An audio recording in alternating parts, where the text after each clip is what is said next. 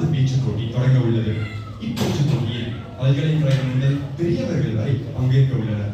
இரமா காளியம்மன் கோவிலிலிருந்து செல்வி ரத்யா.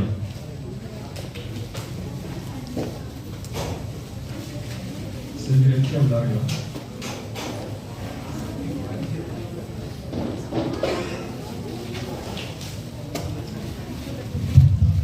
இவரை கைத்தட்டி வரவேற்கலாமே.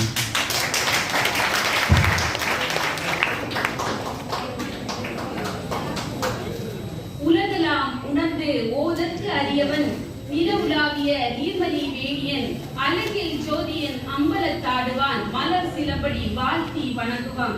அமிழ்தினும் இனிய உரை நிகழ்த்தி எங்களை அறிவு வெள்ளத்தில் ஆக்கிய பேரறிவாளர்களே, ஆண்டோரே, அவையோரே, சான்றோரே, சாதிக்க பிறந்த மாணவ செல்வங்களே, உங்கள் அனைவருக்கும் அன்பான வணக்கம். சிங்கப்பூரில் கைவசமேட்டை தலைத்தோங்க செய்யும் பொருட்டு 12 திருமுறைகளை கற்பிப்பதோடு மட்டுமின்றி 7 சொற்களில் அறத்தை கற்றுத்தரும் திருக்குறளையும் கற்பித்து இதுபோன்ற போட்டிகளை நிகழ்த்தி மக்களை ஊக்குவித்து வரும் அரசு கேசரி ஆலய நிர்வாக குழுவிற்கு நன்றி கூறி கொடுக்கப்பட்ட தலைப்பு மனத்துக்கண் மாசிலன் ஆதல். இவ்வரிகள் 14 கீழ்கணக்கு நூல்களில் ஒன்றான திருக்குறளில் இருந்து எடுக்கப்பட்டவை. முத்தமிழ் நாட்டில் தோன்றிய வித்தகு இலக்கியங்களில் திருக்குறள் மிகவும் சிறப்பு பெற்றது. திருக்குறளில் இல்லாததும் இல்லை, சொல்லாததும் இல்லை. இறைவன் மனிதனுக்கு சொன்னது கீதை, மனிதன் இறைவனுக்கு சொன்னது திருவாசகம், மனிதன் மனிதனுக்கு சொன்னது திருக்குறள். உலகில் வாழும் மக்கள் அனைவருக்கும் சிறப்பான அறங்களை திருவள்ளுவர் தனது திருக்குறளில் வலியுறுத்தியுள்ளார். இந்நூல் 1330 குறட்பாக்களையும் 133 அதிகாரங்களையும் கொண்டது. என்னால் எல்லா குறளையும் கற்க முடியாது, ஏதேனும் ஒரு குறள் எல்லா குறளையும் கற்ற பலன் தருமா என்று கேட்டால், சான்றோர்களால் பரிந்துரைக்கப்படும் குறள் அரண் வலியுறுத்தல் என்னும் 4வது அதிகாரத்தில் உள்ள 34வது குறளான மனத்துக்கண் மாசிலன் ஆதல் அனைத்தரன் ஆகுல நீர பிற என்பதாகும்.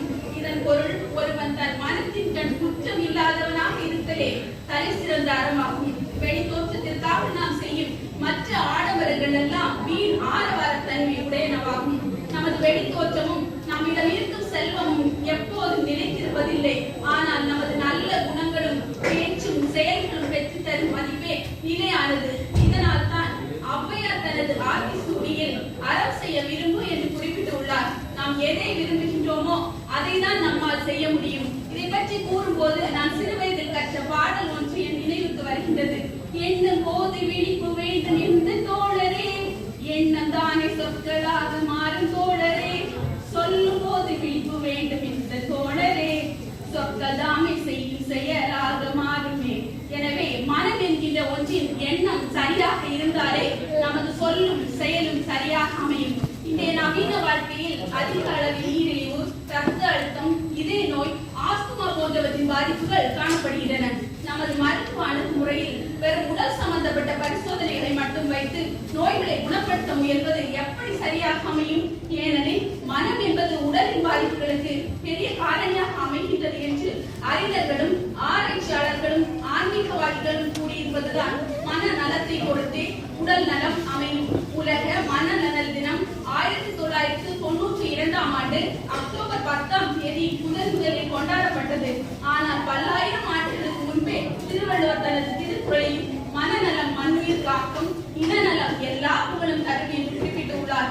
சீசரோ என்ற அறிஞர் மனத்தின் நோய்கள் உடலின் நோய்களை விட அழிவை தருபவை என்றும், கண்ணதாசன் தனது கவிதையில் மனித ஜாதியில் துயரம் யாவுமே மனத்தில் வந்த நோயடா என்றும் குறிப்பிட்டுள்ளார். ஒருவன் எந்த வகையான உணர்ச்சிகளுக்கு முக்கியத்துவம் தருகின்றானோ அதனை பொறுத்து அவன் மனம் நல்லதாகவோ கெட்டதாகவோ அமைகின்றது.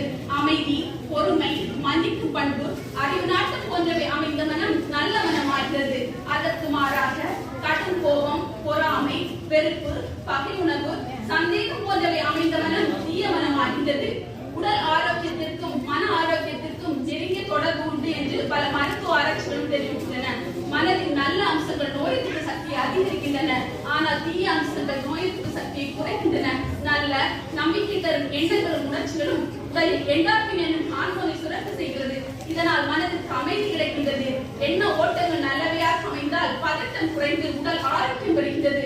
ஆன்மீக பெரியவர்களும் உடல் ஆரோக்கியத்திற்கும் மன ஆரோக்கியத்திற்கும் சமூகத்திற்கும் நெருங்கிய தொடர்பு உண்டு என்று வலியுறுத்தியுள்ளனர். பரமஹம்ச யோகானந்தர் என்ற ஞானி பயம் வலிமையை குறைத்து மன உறுதிக்கு பெரிய எதிரியாக அமையும் என்றும், வேதாந்திரி மகரிஷி அவர்கள் மன வளர்ச்சியின் ஒவ்வொரு படிநிலையும் உடல், மூளை, எண்டோக்ரைன் சுரப்பிகளின் செயல்பாட்டை நல்ல முறையிலோ தீய முறையிலோ பாதிக்கின்றன என்றும் குறிப்பிட்டுள்ளார். ஒருவன் தன் நெருங்கிய நண்பரின் முன்னேற்றத்தை நினைத்து மனதிற்குள் அவனை வாழ்த்தினார் அவன் மனம் மகிழ்ச்சி அடைகிறது. ஆனால் மற்றவர்களின் முன்னேற்றத்தை நினைத்து மனதிற்குள் சபித்தால் அவன் மனம் கோபம் அடைகிறது. எனவே வாழ்த்தினால் வரும் நன்மையும் கோபத்தினால் வரும் தீமையும் முதலில் பாதிப்பது நினைப்பவரை தான். கெடுவான் கேடு நினைப்பான் என்பது பழமொழி. எனவே தம்முயிர் போல பிற உயிர்களை நேசித்து மற்றவர்களுக்கு துன்பம் தராமல் வாழ்வோம். நல்லதே நினைப்போம், நல்லதே நடக்கும் என்று கூறி, பெரியவர்களை கண்டால் பணிவுடன் நடந்து கொள்ளுங்கள். தவறு செய்தால் அதை திருத்திக் கொள்ள முயலுங்கள். நற்பண்புகளை பின்பற்றி நல்லவர்களாக வாழுங்கள் என்ற வள்ளலாரின் வரிகளை நினைவூட்டி எனக்கு இங்கு பேச வாய்ப்பளித்த அனைவருக்கும் நன்றி கூறுகிறேன்.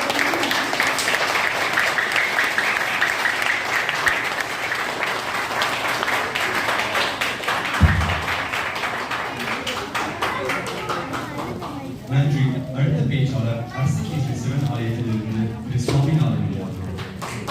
முதல் பரிசை தட்டிச் செல்பவர் செல்வி ரத்தியா.